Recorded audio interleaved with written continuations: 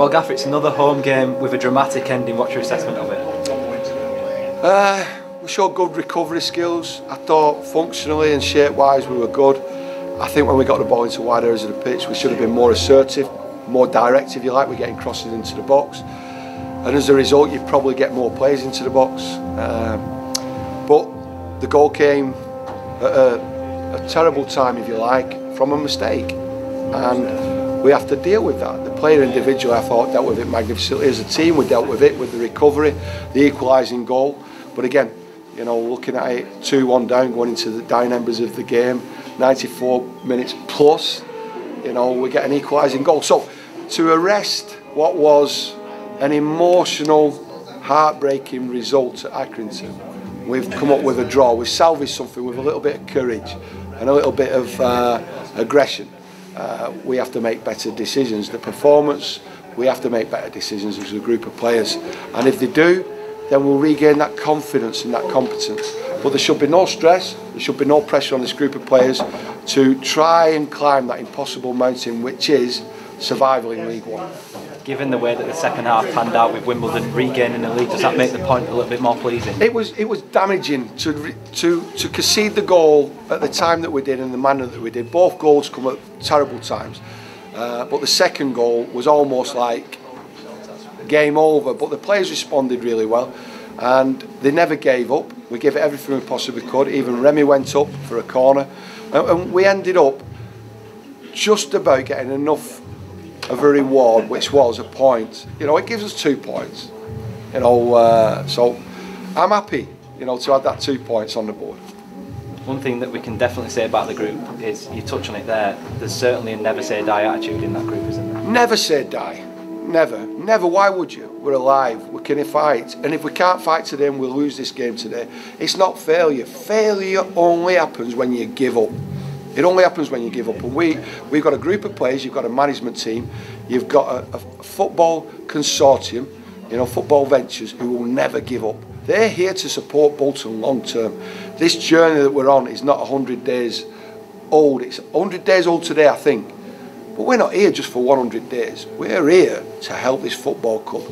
And we're here to help this football club breathe new life, football life into it for the next century. That was Ronan Darcy's first start for the club since you came to the club. How do you think he did today? Superb. I'm pleased. He knows I'm building a relationship with him. David Flitcroft is. We trusted him. He's starting to put into practice. His energy levels are up.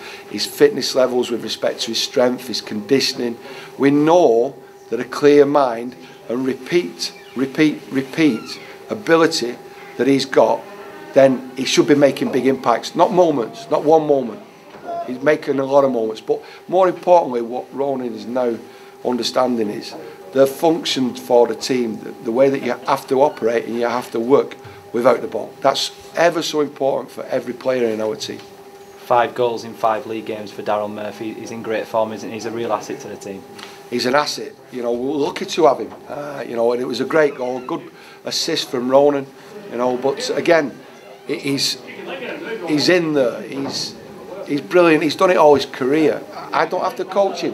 What we're doing with Daryl Murphy is we're maintaining, and he's maintaining his hunger and his desire to score goals, to represent Bolton Wanderers, and to try and help everybody as a team player achieve the impossible dream. Joe Dodu was the scorer right at the end there. How can you sum up your emotions when you were stood there in the dugout and you saw the ball at the back of the net? It's a great feeling, but there's a tinge of disappointment.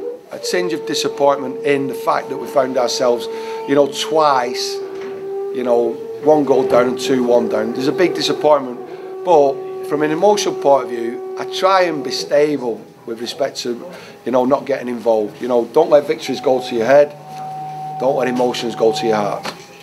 Is there a big pleasing aspect in the sense that you touched on it earlier in the interview, but the lads have responded very well from the Accrington defeat? Well, I always expected that, because I don't like go on and on and on and on and on about something that happened, you know, 2 weeks ago. Listen, I might go home tonight and have an argument with the missus, you know, about the Chinese, it's not good enough. You know, we'll have a real rave up, like a real 2-minute argument. But you know what? She won't mention it 10 minutes later. She'll want to know what I want to have a drink. You know what I mean? And she'll never mention it ever again. What I've had for the last 2 weeks, hey, what about the Accrington game? I got over it. Sunday morning, got over it, go and see the people at Bolton, see how they're responding for it. I come into the stadium today and people are still going on about Accrington. Wow, I couldn't be married to anyone like that, me. Honestly, I have a 2-minute argument, a real tear up, and then it's forgotten about. Cheers, Gamba.